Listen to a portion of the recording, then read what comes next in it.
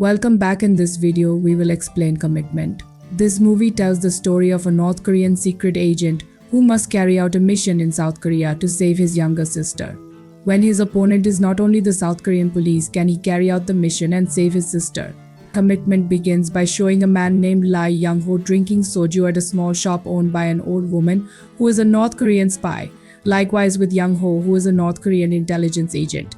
He has just completed a secret mission in South Korea. But on his way home, he is surrounded by the South Korean police. Young-ho, who is in a corner, doesn't show any resistance and intends to turn himself in. However, he is shot dead for showing a suspicious attitude. The scene then switches to show the situation in a prison where siblings named Myung-hoon and Hae-in are languishing in it. Myung-hoon and his sister were deliberately put in prison as a guarantee that their father Young-ho, who was on a mission in South Korea. Young-ho's superior, Colonel Moon Sang-chol, then summons 19-year-old Myung-hoon and offers freedom for himself and his sister if he is willing to become a North Korean intelligence agent.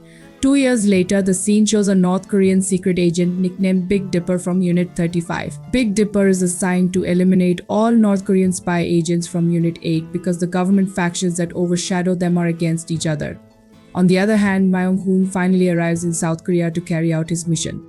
Myung-hoon is adopted by a husband and wife who are also undercover North Korean spies. He later changed his name to Kang Dae-ho. To perfect his disguise, Dae-ho attends a high school not far from where he lives. After introducing himself in front of the class, he takes the only empty seat next to a quiet student named Lee Hae-in. It was a coincidence because the girl's name was very similar to his sister's name. During recess, a group of troublemaker students come to Dae-ho and Hae-in seats. They intend to bully Hae-in. One of the bully students acts friendly to Dae-ho by wrapping his arm around his shoulder.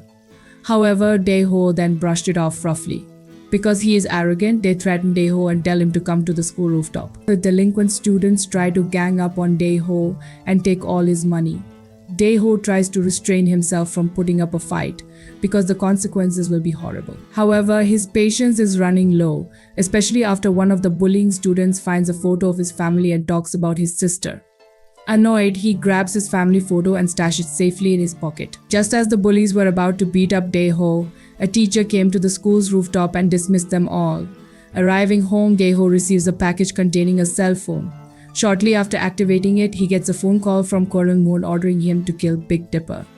Colonel Moon then orders Dae-ho to go to a pharmacy and pastry shop whose owners are North Korean intelligence agents Unit 8 like himself. He gets a gun to kill the Big Dipper hidden in the cake from the pastry shop owner. After getting information about the addresses of Big Dipper's men, he immediately visited him and met a fat man who didn't want to reveal any information regarding Big Dipper. Dae-ho shoots the man in the leg, forcing him to reveal information about a butcher who has seen Big Dipper. Not getting any further information, Dae-ho then kills the man, investigates the man's belongings, and finds the address of the butcher shop he regularly visits. He then goes there. A butcher handed him a piece of paper with Big Dipper's license plate number on it. However, just as he is about to leave, the butcher tries to kill him, but he can defeat him and take the man's life. The following day, Dae-ho manages to find Big Dipper's car and begins to follow him. While driving down the highway, the car driver seemed to notice that someone was following him. The driver then accelerates the car, trying to avoid Dae-ho's pursuit. However, the car then skidded and hit the road divider. Since the incident of a minor accident attracted the attention of many people, Dae-ho couldn't help but rush away from the scene of the crime. The next day at school, Dae-ho catches troublesome students bullying Hae-in and takes her to a room. In the chemistry lab, bullies extort all of Hae-in's money.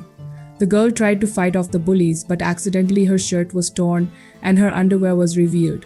Dae-ho, who thought that the students would beat Hae-in, then beat them all up. He can easily beat the school thugs.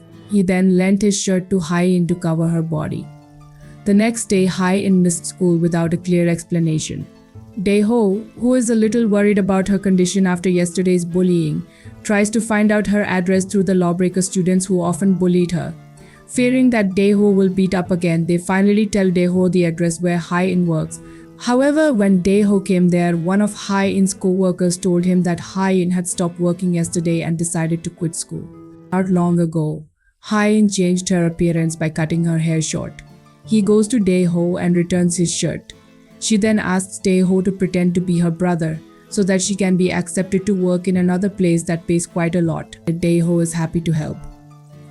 Hye-in then talked about herself, who just lived alone and had to support herself after her parents died.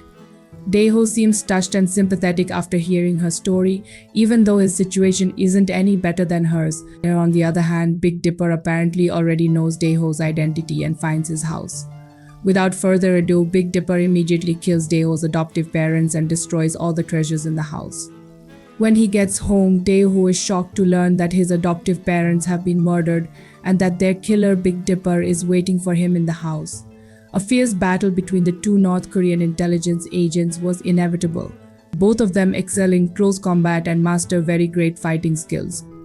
However, Dae-ho turns out to outperform the much more senior Big Dipper and ends up killing him.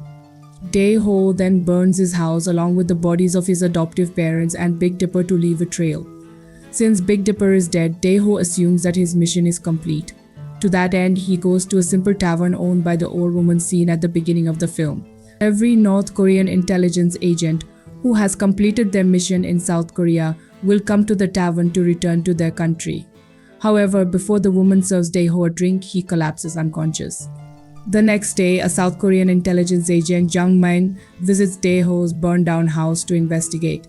Jung-min and his partner find the school attribute pinned to Dae-ho's uniform from the remains of the fire. After conducting an investigation, he can finally uncover the truth about Dae-ho's real identity, namely a North Korean spy named Lee Myung-hoon. On the other hand, the old woman who owns the tavern takes care of the fainted Dae-ho and serves him food when he wakes up. While eating his meal, Dae-ho tells the old woman about his family. Dae-ho then shows his family photo to the woman, who immediately realizes that Dae-ho is Lee Young-ho's eldest son. While at the tavern, he receives a cell phone package indicating that his mission in South Korea is not over. Through the cell phone, Colonel Moon calls Dae-ho and gives him a final mission before returning to North Korea and free his younger sister. Colonel Moon orders him to take all the treasures Big Dipper and his comrades have confiscated during their campaign. The loot the colonel was referring to was a diamond worth nearly 40 million won. To prevent Dae-ho from defecting, Colonel Moon sends a video recording showing Hye-in's condition. Seeing his sister smile, he is determined to complete his mission and return to North Korea as soon as possible. Without lingering, Dae-ho immediately headed to a building that was allegedly the location for buying and selling diamonds. He beats everyone there and snatches a diamond worth millions of won. That evening, he returns to the tavern to say goodbye to the old woman who had helped him since he returned to his country. He also takes the time to meet Hye-in and say goodbye before leaving for the port. While waiting for the ship to take him back to North Korea, a man stabs him, saying no agent ever goes home back. Luckily, he is still able to fight back and kill the man. At the same time, the South Korean intelligence agency Special Forces managed to catch a North Korean spy group disguised as South Korean residents. All North Korean intelligence agents Unit 8 was arrested, as was the old woman who owned the tavern. Dae-ho, who was in the vicinity, saw when the police shot the old woman dead for trying to fight the police. Dae-ho can only cry silently watching the old woman's tragic death. In his frustration and despair, he then goes to Hye-in's house to hide. Arriving there, Hye-in immediately helped Dae-ho and treated his injuries. When Dae-ho is asleep, Hye-in watches a news broadcast on television that broadcasts about a group of North Korean intelligence agents being run away. Hye-in sees information about Dae-ho, who is on the wanted list. She finally finds out Dae-ho's true identity. But she couldn't bear to complain Dae-ho to the police because the young man had helped her a lot. Hye-in then went to the supermarket to buy groceries. After returning from there, she is visited by Jung-min, who knows the closeness between her and Dae-ho. Jung-min then asks Hye-in about Dae-ho's whereabouts.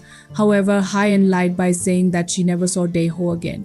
Jung-min then gives Hye-in his business card to contact him if she finds out any information about Dae-ho. To keep Dae-ho under control, Colonel Moon came to South Korea with Dae-ho's younger sister. Colonel Moon assumes that Dae-ho has defected and is now siding with South Korea. The colonel then calls Dae-ho and says that he has arrived in South Korea with Hye-in. And he asks Dae-ho to meet him somewhere and bring the diamond. In exchange, the colonel will free his sister. Behind the door, Hye-in quietly overhears Dae-ho's conversation with Colonel Moon. Before seeing Colonel Moon, Dae-ho said goodbye to Hye-in by writing a letter telling her to be willing to take care of his younger sister. in case anything bad happened to him. The worried Ha-in then calls Jung-min and tells him about Dae-ho's situation. Meanwhile, Dae-ho finally runs into Colonel Moon in a parking building. Dae-ho sees Ha-in in a car tied up. Ha-in, who also saw her brother from a distance, looked scared and tried to call out to him. Dae-ho shows Colonel Moon a black bag filled with diamonds. However, just as he is about to hand over the diamond, one of Colonel Moon's men tries to shoot Dae-ho from a distance, but successfully defeated by South Korean intelligence agents. The shootout between intelligence agents was unavoidable. Feeling that the situation was not conducive, Colonel Moon tried to escape from the place by car. Seeing his younger sister being taken away by Colonel Moon, Dae-ho immediately chases after her. However, Colonel Moon's escape did not last long because the police had surrounded the place. Colonel Moon managed to escape and Ha-in was arrested by the police. Dae-ho, who witnessed the incident from a distance, then fled so that he would not be caught by the police. On the other hand, when a South Korean intelligence agent seizures Ha-in and Dae-ho's personal belongings, one of Colonel Moon's men kills the agent and kidnaps Ha-in. Colonel Moon then calls Dae-ho and threatens to kill Ha-in if he doesn't hand over the diamonds. Dae-ho, who is getting increasingly desperate, calls Jung-min and promises to turn himself into the police after clearing everything up. He then begs Jung-min to let him talk to his younger sister. Dae-ho feels a little relieved after hearing his sister's voice, whom he misses so much from being apart for so long. Dae-ho cries in frustration with all the bad luck that has befallen him. However, he must finish it so that his sister can live happily ever after. Before long, Dae-ho finally arrives at the location of his meeting point with Colonel Moon. Dae-ho shows the colonel the diamond. However, he has no intention of letting Colonel Moon get what he wants because he's been using him all along for a handful of booty diamonds. Dae-ho then throws the diamond away and immediately shoots Colonel Moon's men. After successfully rescuing Ha-in, he explodes the bomb he had prepared to kill Colonel Moon and his henchmen. When Dae-ho and Ha-in are about to escape from there, one of Colonel Moon's men who are still alive tries to attack Dae-ho. Dae-ho tries to fight back and tells Ha-in to leave immediately. On the other hand, it turns out that Colonel Moon survived the bomb explosion and can still stand. However, just as the colonel is about to kill Dae-ho, Jung-min arrives and another shootout takes place. Dae-ho eventually manages to kill Colonel Moon, but he suffers a very severe gunshot wound. Jung-min and Ha-in rush to save Dae-ho and take him to the hospital. However, on the way to the hospital, Dae-ho, who was already dying from his injuries, finally breathed his last in the arms and cries of Ha-in, who was devastated by Dae-ho's death. The film ends by showing Ha-in walking with Dae-ho's younger sister. The two talk to each other while reminiscing about Dae-ho when the young man was still alive. Ha-in tries to fulfill Dae-ho's last wish, which tells her to always protect his sister.